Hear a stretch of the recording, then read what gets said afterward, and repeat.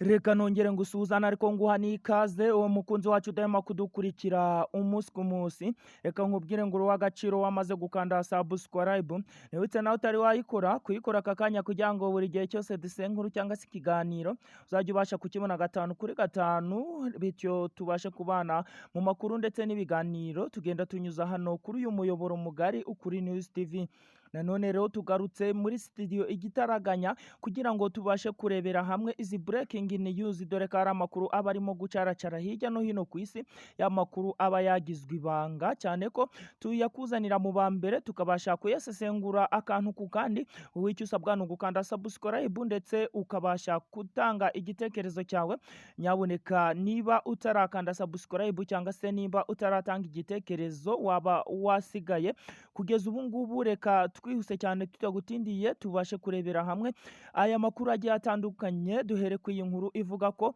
mu karere ka Nyamasheke, ahangaha ni mu murenge wa Ruharambuga, niho haje kuba hagaragara impanuka iteye ubwoba cyane, aho abanyeshuri bagera kuri 32 baje kuba bayikomerekeramo ndetse abandi bagera kuri 2 bakaba bitabye Imana. SP Kayigi Emmanuel yaje kubihamya. Uyu nguyu ni umuvugizi wa polisi hano mu karere ka Nyamasheke. Iyi nkuru tugiye kuba twayiramburira hamwe akantu ku kandi, ndetse turaza kukubwira uburyo ki perezida w'igihugu cya Uganda Yoweri Kaguta Museveni yaje kuba yashimangira ko abantu bagakwiye kuba bakambara inkweto za rugabire nk'inkweto nziza. Ahavuga ko mu majyaruguru y'iki gihugu avuga ko harimo kugaragara abantu ndetse hakigaragara n'abana batoya bakijya ku mashuri bambaye ibirenge. Akaba nari hahera avuga ko izi nkweto za rugabire zikozwe mu mapine ashaje ziramba, kandi ko aba bana bagakwiye kuba bazigurirwa ndetse n'ababayobora cyangwa se abasanzwe babahereza amasomo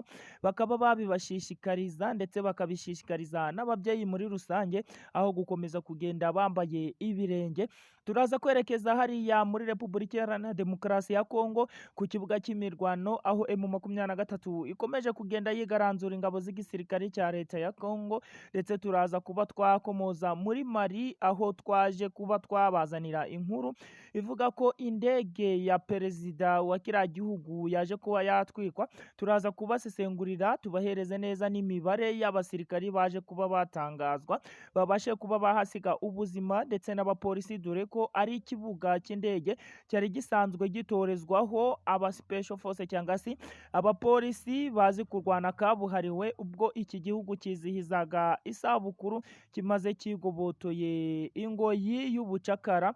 Kugeza ubu ngubu amakuru yo ari kuvugwa ni menshi. Reka tuze rero guhera ku iyi nkuru yihutirwa cyane, iyi nkuru y'iyi mpanuka. Ubwo hari mu gicamunsi cyo ku munsi w'ejo, niho imodoka hariya mu karere ka Nyamasheke mu murenge wa Ruharambuga, ubwo yavanaga abana ku mashuri irimo kugenda iberekeza ku macumbi cyangwa se iwabo mu rugo. Ubwo rero yavaga ku kigo cy'amashuri cy'Urwunge Matewusi ishami rya Ndendezi, niho rero iyi modoka yaje kuba yakora impanuka, ubwo umunyonzi abantu basanzwe batwara amagare h'abagenzi yaje kuba yamwitambika. Uyu mushoferi rero nibwo yahisemo kuba yamukikira cyangwa se kuba yaca nko ku ruhande, nibwo rero imodoka yaje kuba yakibirandura ibasha kuba yarenga umukingo. Ubwo yari arimo rero kudepasa uyu munyonzi cyangwa se abangaba batwara abantu ku magare, nibwo rero iyi modoka yaje kuba yanyerera iza kuba yakibirendura umukingo. Abanyeshuri bagera kuri 2 ako kanya bahise bitaba Imana, ndetse abandi bagera kuri 32 nk'uko twabihamwirijwe na SP Gahigi Emmanuel baje kuba bahasiga ubuzima, ari nako bahise bajyanwa ku kigo nderabuzima. Ahangaha rero ari naho bari kwitabwaho n'abaganga, ndetse bakagenda bahabwa ubufasha bugiye butandukanye, bwaba ubw'ubuvuzi ndetse n'ibituma bamererwa neza n'imiti muri rusange. Ahangaha ni naho rero SP yavugiye ko ndetse usibye n'abanyonzi cyangwa se abashoferi, kugeza ku bamotari bahabwa abana babajyanye ku mashuri, ababyeyi babo bagomba guhita bafata umukoro wo kuba bagomba kumekinga shuwa cyangwa se kumenya neza niba aba banyeshuri batwawe n'abamotari bazima, cyangwa se niba aba bashoferi basanzwe batwara abanyeshuri ku nzunge z'amashuri zigiye zitandukanye, niba baba bariseriye mu mutwe cyangwa se badafite imyitwarire mibi, dore ko hagiye havugwa inkuru nyinshi z'abashoferi bagiye bafata abana ku ngufu, ndetse abandi bakabasha kubaburisha cyangwa se bakabasha kubahohotera mu buryo bugiye butandukanye. Ari naho rero uyu Gahigi, SP Gahigi, yakomeje avuga ko ababyeyi bagakwiye kuba bafata umukoro wo guhereza abana babo abantu bizeye neza ko bari bubagezeyo amahoro, kandi ko n'abarimu cyangwa se abasanzwe babahereza ubumenyi bagakwiye kumenya neza niba abana bageze mu rugo amahoro. Ari nabyo byahise bituma rero polisi y'igihugu cy'u Rwanda ivuga ko igiye kuba yakomeza kugenda ikaza ingamba ndetse n'umutekano wo mu muhanda mu buryo bukomeye, aho igenda ivuga ko hari abanyonzi ndetse n'abamotari by'umwihariko n'abashoferi bakoresha umuhanda nabi, ndetse bakagenda bangiriza cyangwa se bakagenda bagira imyitwarire mibi mu muhanda, aho bagenda bakoresha umuhanda nabi, kandi ko umuhanda bakomeza kugenda bavuga ko umuhanda ufitwe na buri wese, ndetse ko n'abanyamaguru bafitemo igisata cyawo.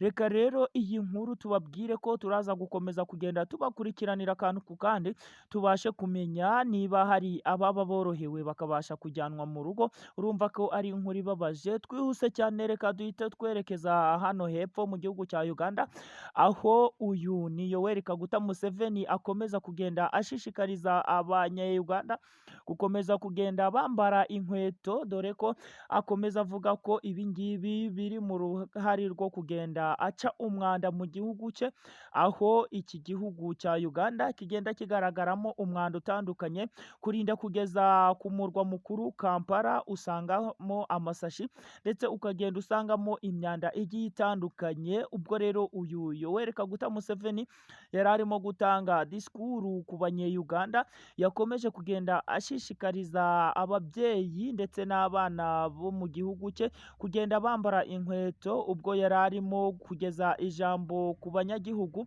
yakomeje avuga ko mu majyaruguru y'igihugu cya Uganda hakigaragara abanyeshuri bajya ku mashuri bambaye ibirenge, ibintu yanenze cyane, yanenze abarezi, ndetse agakomeza kugenda anenga abarimu ndetse n'ababyeyi babo, avuga ko ibi ngibi bitagakwiye, byibuze bagakwiye gushaka inkweto za rugabire, cyangwa se zino nkweto bakora mu mapini ashaje y'imodoka, dore ko ngo zihendutse kandi zimara igihe kirekire, aho gukomeza kugenda bambaye ibirenge, dore ko ibi ngibi bibavaniramo indwara zigiye zitandukanye, kugenda bambaye ibirenge, kandi ko havamo indwara z'ibirenge ndetse n'iz'amaguru muri rusange, kandi ko nta busirimu bubirimo, nk'uko uyu Yoweri Kaguta Museveni yakomeje kugenda abisobanura. Agenda avuga ko rero ababyeyi bagakwiye kuba bafata umukoro ndetse n'abarimu wo gukomeza kugenda bashishikariza abana kugenda bambara inkweto, ndetse bakagenda bazibagurira, ari nako bagenda bazibashishikariza kuzijyana no ku mashuri, aho akomeza kugenda avuga ko kwambara ibirenge nta kigenda, ndetse ko ari umuco mubi, ndetse ko ibi ngibi byagakwiye kuba byacika hariya mu gihugu cya Uganda. Uyu rero ni Yoweri Kaguta Museveni wakomeje kugenda ashishikariza abanye-Uganda kugenda bambara inkweto mu buryo butandukanye. Reka nanone dukomereze kuri iyi nkuru twabasesenguriyeho ivuga ko mu gihugu cya Mali indege ya perezida yaje kuba yatwikwa. Ni nyuma rero y'imyigaragambyo yaje kuba yabera ku kibuga cy'indege, ahasanzwe hatorezwa abapolisi bahabwa amahugurwa arenzeho, cyangwa se bahabwa amahugurwa arenze ay'abandi, baba biteguye gutabara aho rukomeye ndetse no kujya ku rugamba rukomeye aho byabaye ngombwa. Rero ni muri iki gihugu cya Mali aho indege yaje kuba yatwikwa. Rero byaje kugaragara ku mafoto no ku mavidewo, iyi ndege y'igihugu cya Mali yaje kuba yatwikwa, ya perezida, ibintu byatangaje bamwe mu baperezida ndetse n'abayobozi bagiye batandukanye, aho rero n'izindi zigera kuri eshatu zaje kuba zatwikwa ndetse izindi zigera kuri ebyiri ziza kuba zahagarika ingendo zazo kuri iki kibuga, aho zari zifite ingendo zo kuba zaza kuri iki kibuga zivuye ku bibuga zari zisanzwe ziparitseho. Ibintu rero byaje gukoma mu nkokora iki gihugu cya Mali, dore ko cyatakaje abapolisi benshi cyane ndetse n'abasirikari, aho izi nyeshyamba ziyitiriwe umutwe wa kisilamu zavuze ko arizo zakoze ibi ngibi, zikaba zamaze kwigamba ko zakoze aya mabi. Rero kuri iki kibuga haje kuba hagaragara imibare y'abapolisi yaje kuba yagaragara aha ngaha, aho byaje kuba byakumvikana neza ko iki gihugu nubwo cyari kirimo kwizihiza umunsi mukuru w'ubwigenge cyangwa se iminsi kimaze kibohoye, cyaje kuba cyakomwa mu nkokora, ibintu byatumye perezida w'iki gihugu cya Mali nawe ahaguruka akagira amagambo atangaza mu buryo bukomeye, aho yaje kuvuga ko nubwo ariko izi nyeshyamba zaje kuba zakora ibi bikorwa by'ubugizi bwa nabi, ariko ingabo ze zaje kuba zakora akantu cyangwa se zaje kuba zatabara mu buryo bukomeye, iki kibuga cy'indege zibasha kuba zongera kukigarurira. Izi ngabo z'iki gihugu cya Mali zaje kuba zakora akazi gakomeye, rero zikabasha guhita zirukankana bikomeye izi nyeshyamba zari zagitashe, zamaze kuba zatwika indege zigera kuri enye harimo n'iy'umukuru w'igihugu, ndetse zibasha kuba zakica abapolisi bagiye batandukanye, ndetse zibasha kuba zakigarurira n'abasirikari bamwe na bamwe, abandi ziza kuba zabatwika mu buryo bwo kubakongora, aho haje kuba hagaragara abasirikari benshi rero baje kuba bahasiga ubuzima. Reka tunyarukire hano mu burasirazuba bwa Repubulika Iharanira Demokarasi ya Kongo, imirwano yo n'umutwe wa M23 ndetse n'iki gisirikari cya leta iracyakomeje kugenda ijya mbere, aho izi ngabo z'umutwe wa M23 zikomeje kugenda zigaragaza mu buryo bukomeye, zikomeje kugenda zigaragaza umuhati n'umurava ndetse n'ubunararibonye, udukojo twinshi ku rugamba turi kugenda tuhagaragara. Turaza kubabwira ibisasu ndetse n'izindi mbunda zongeye gutumizwaho n'igihugu cya Kongo, ndetse turaza kubabwira drone igihugu cya Kongo cyaje kuba cyagura. Turaza kubasesengurira neza akantu ku kandi ubunararibonye ndetse n'ubudahangarwa M23 irimo gukoresha kugira ngo ikomeze kugenda igota izi ngabo z'igisirikari cya leta ya Kongo.